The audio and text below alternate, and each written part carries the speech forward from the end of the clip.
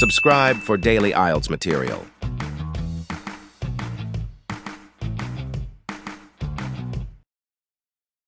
The test is in 4-part, Part 1, Part 2, Part 3, and Part 4. Now look at Part 1. Part 1.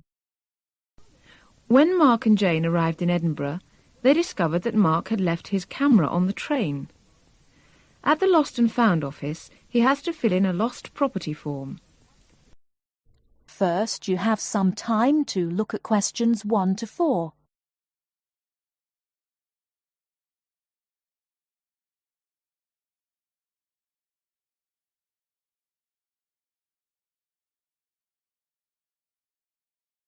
Now we shall begin. You should answer the questions as you listen, because you will not hear the recording a second time. Listen carefully and answer questions 1 to 4. Good evening, sir. Can I help you? Yeah, I think I left my camera on the train from London early today. Did you, sir? Oh, well. In that case, we'd better fill in a lost property form. Can you tell me your name? Yeah, it's Mark Adams. Okay. Your address? You mean in Britain or in the States? How long are you staying? Oh, I've still got a few months in Britain. Okay, then. Can you give me your address here? Right. It's 21 Thames Drive, Lee-on-Sea. That's Leigh on Sea, Essex.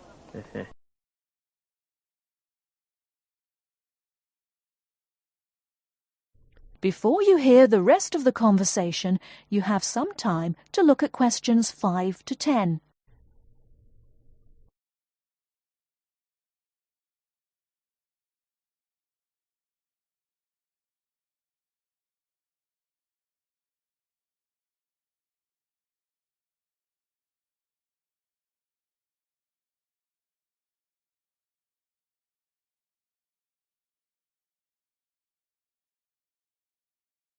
Now listen and answer questions 5 to 10. Do you want the phone number? Yes, I'd better have that. Okay, 0702 35211. Thanks. And you say it was a camera. What make and model? It's a Ricoh. Ricoh. How do you spell that? Ricoh. Okay, got that. Now, you say it was the London train. What time did it arrive in Edinburgh? At 4:55 this afternoon. Exactly on time. Well then, if we find it, sir, shall we phone you? No, I think I'll drop in the day after tomorrow to check up. Right you are, sir. We'll do our best.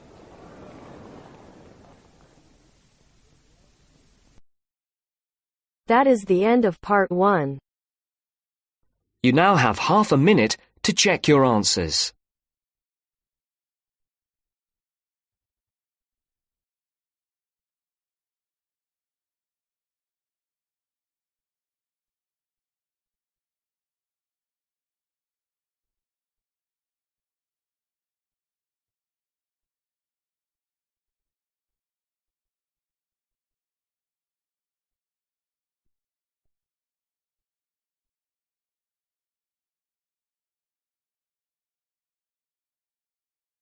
Now turns to Part 2.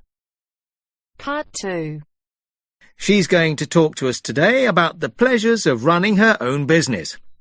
First, look at questions 11 to 14.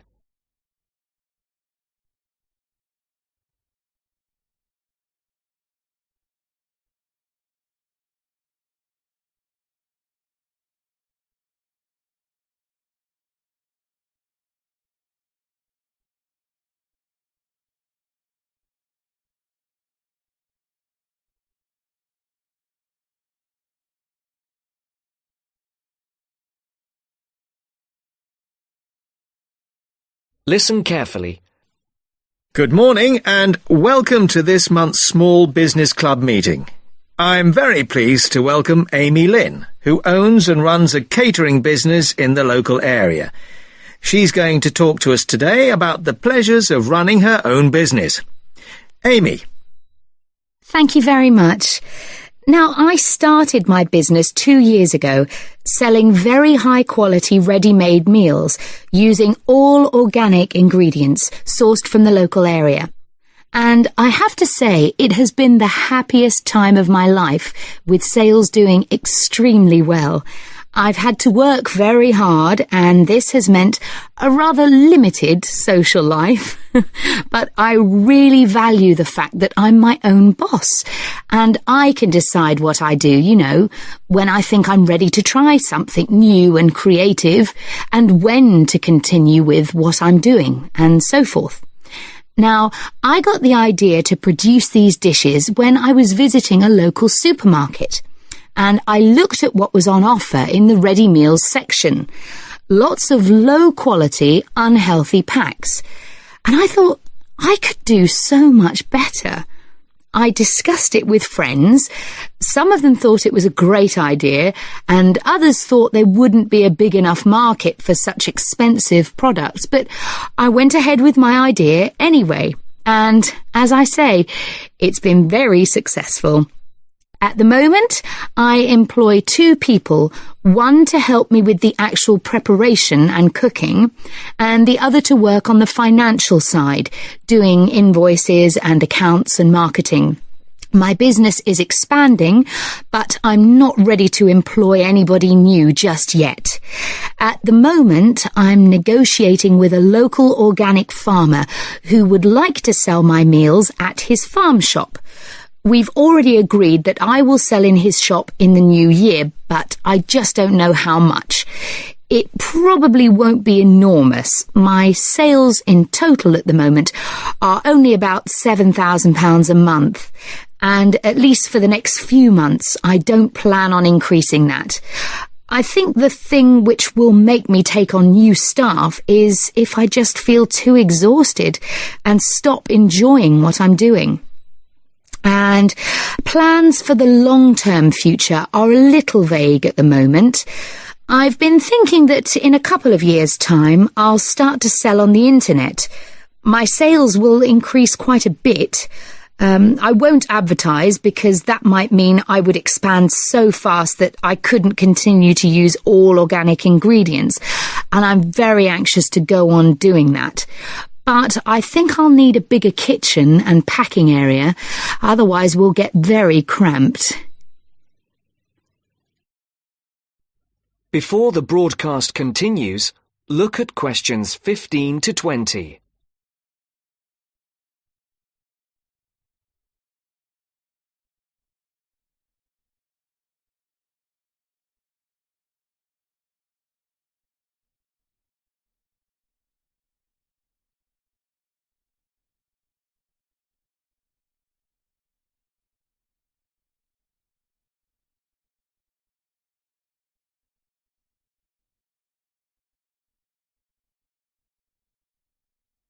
You will now listen to the second part of the talk. Now, I've emphasised how much pleasure I get out of running my own business, but of course, one of the quickest ways to lose heart is to try operating without sufficient capital. So, in the second part of my talk, I want to share with you how I got enough money to finance my business. The most significant part of my capital came from a grant from the Small Business Agency, or SBA, as everyone calls it. And this is how you go about getting it.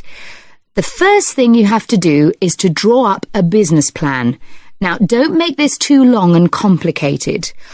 I would say it should just be up to 2 pages in length. I've seen some people's efforts go up to 10 pages. Well, frankly, I don't think anyone will read it if it's that long. The next thing is it's worthwhile getting it checked. Now, don't rely on an accountant for this. Your best bet is to go to your bank and get them to look through it. Only if they're happy should you go ahead with your application. If all is well, then you should finalise your submission. Then your next step is to send it to the SBA. Now, they advise you not to do this by email, but by post. However, they say this situation might change in the near future. So, when the SBA receive your grant application, they'll judge whether your business idea is interesting, that is, likely to benefit from their grant. If they think it's good, they'll invite you to interview. And then the successful candidates can get a maximum of £20,000. I got £18,000, which wasn't quite the top amount, but still enormously useful, as you can imagine. Now, if there are any questions, I'll be happy to answer them. That is the end of part 2. You now have half a minute to check your answers.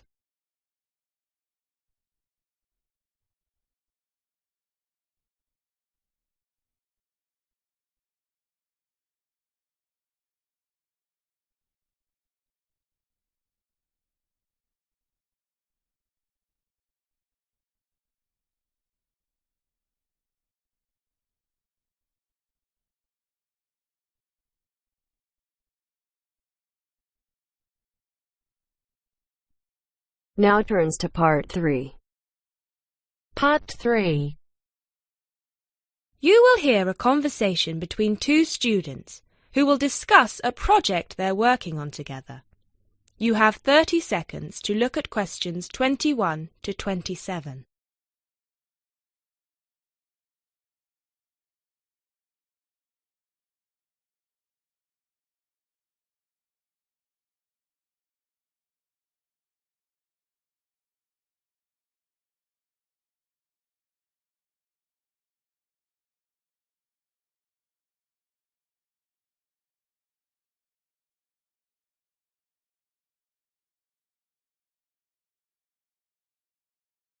Hey Jess, glad you could make it. We've got a lot to discuss. Hi Matt. Yes, sorry I'm a bit late. I did bring all my notes with me. Yes, me too. Where shall we start? Well, I think it would be a good idea to clarify our objectives just one more time. Yes, good idea. Okay, here we are. We need to record, photograph, and identify the plant species in 10 1-square-meter plots. Does it say anything about where these plots should be and how they should be laid out? Ah, here it is. It says that all the plots need to be no more than 10 meters apart. And how do we choose them? Ah, this is the fun part. I remember this. Here we are. Make a 1-meter square frame using bamboo sticks available from the department stores. Yes, we've already done that. I know, I'm just reading the whole section. Okay. One person stands roughly in the middle of the chosen area and throws the frame. The other person uses a tape to mark out the square where the frame landed and returns frame to thrower. The thrower then turns a few degrees on the spot and throws again. The thrower must turn slightly after each throw and vary the force of the throw until after the 10th throw they are pointing in almost the same direction as the first. That sounds a bit complicated. That's only because it's all in writing. It's just a simple throw, turn, throw, turn, throw, turn until we have 10 squares. And I guess you want to do the throwing. Well, if you don't mind. I'm sure you'll be more accurate at marking the squares. Yes, I am sure I am, and I'm sure you've got a stronger throwing arm.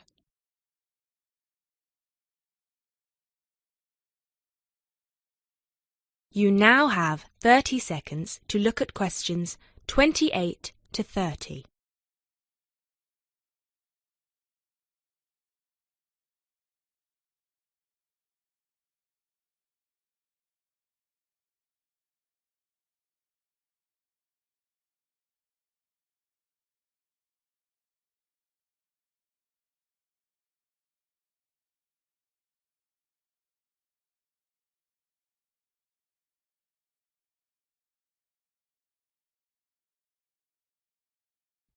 Okay, good. We've got that sorted. Now we need to decide where to go. Yes, I've been thinking about that and I've brought the map. Ah, well done. I forgot mine. Now, I've identified 3 possible locations, but they've all got some disadvantages. Okay, fire away. Well, the area around this lowland marsh could be interesting. There'll be a lot of interesting water plants here. Looks good, but what's the problem? Mainly that it's already a designated nature reserve, and I think there's already been a lot of research done here. Ah, I see. Well, I'd rather do something that's new and can be useful. I agree. That's why I identified this area further west. See, here, behind the beach. Oh, yes, I see. That area there, where it's flat, but quite high. Exactly. If you look a bit further inland, you'll see that there are hills which will protect that area from strong north winds. I see. Excellent. But what's the problem? Just that it may not be very interesting. We know that the geology there is not conducive to a wide variety of plants. I agree. So what's your last idea? Well, I think this one is a bit of a winner, although I did want to show you the other two. Look up here, on the north coast. Where? See this bay? Well, I know that there's been quite a lot of studies done here, but a bit further to the east, behind this headland. No one has ever looked at that. Well, I certainly couldn't see any studies. That is interesting. And the plant life could be a bit different because of the shelter from the wind the headland provides. Exactly. Brilliant, Jessica. That's a great idea. We'll go there.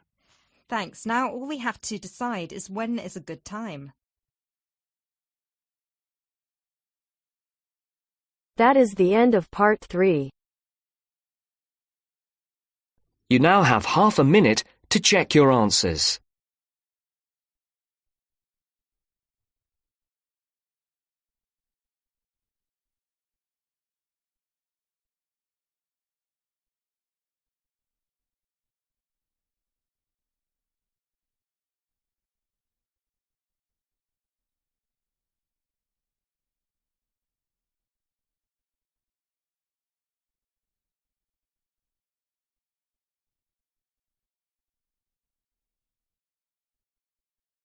Now turns to part 4. Part 4.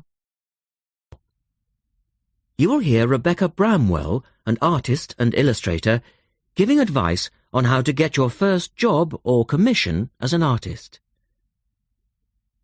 First, you have some time to look at questions 31 to 35.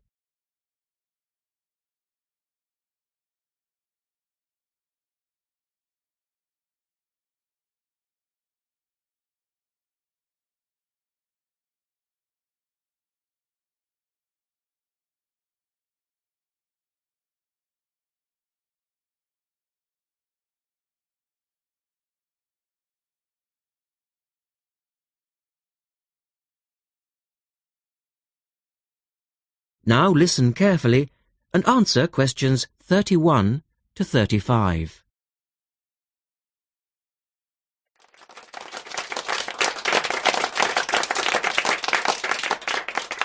I'd like to introduce Rebecca Bramwell, an artist and illustrator who has come along today to talk to you all about getting your first job or commission as an artist.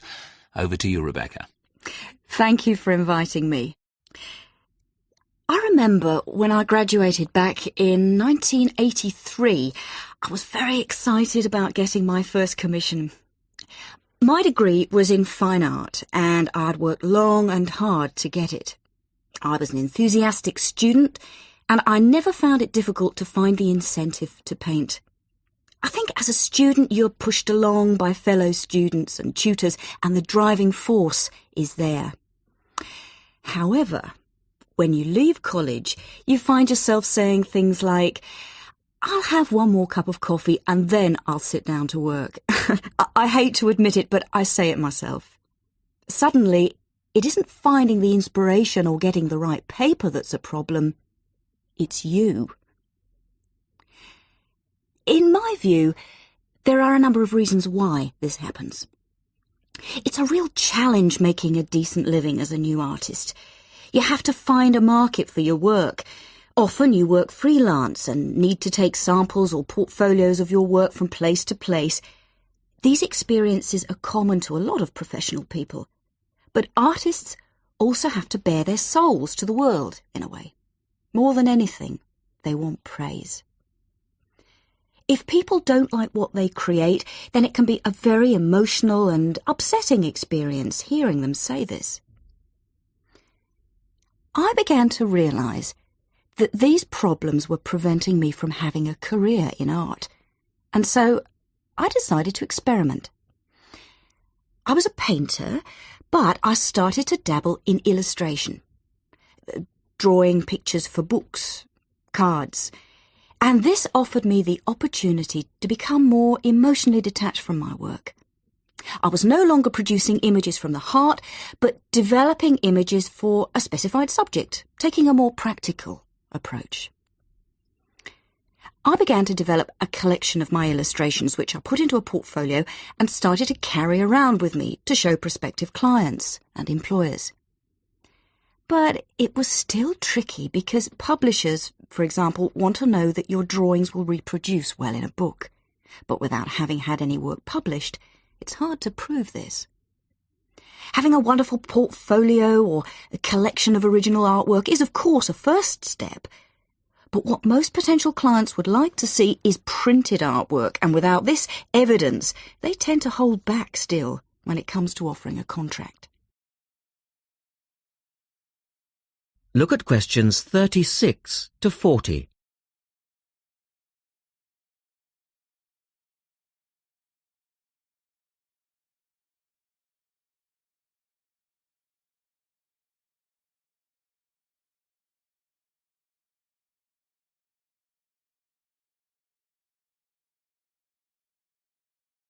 Now answer questions 36 to 40.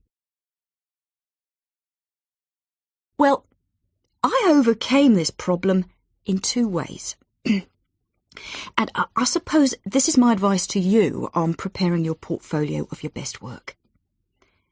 The first way was by submitting my work for a competition. And the one I chose was for a horoscope design and was sponsored by a top women's magazine. There are a few of these competitions each year, and they offer new illustrators an opportunity to showcase their work.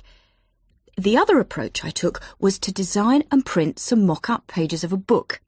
In other words, I placed some of my illustrations next to some text in order to demonstrate how my work would look when it was printed. Perhaps I was lucky in that I had taken a degree that provided me with all-round creative skills so that I could vary my style and wasn't limited to a certain technique. Now, I think that is important. The art world and many other creative fields do try to pigeonhole people into snug boxes with an accompanying label. Now, I think you should try to resist this if you feel it happening to you. If you don't, you'll find it difficult to have new work accepted if you try to develop your style at a later stage in your career. Nevertheless, when you start out, and particularly when you're going for an interview, it's important not to confuse people by having a lot of different examples in your portfolio. One remedy for this is to separate your work into distinct categories. In my case, I did this by dividing my design-inspired illustrations from my paintings. It's then easier to analyse the market suited to each portfolio, such as magazines, book jackets, CD covers, etc. Working under two names is also useful, as it clarifies the different approaches and offers a distinction between them. I think it's been hard for artists to be recognised in anything other than the pigeonholes that they've been placed in. But luckily, these barriers are slowly being demolished. So I really do wish you all... That is the end of part 4. You now have half a minute to check your answers.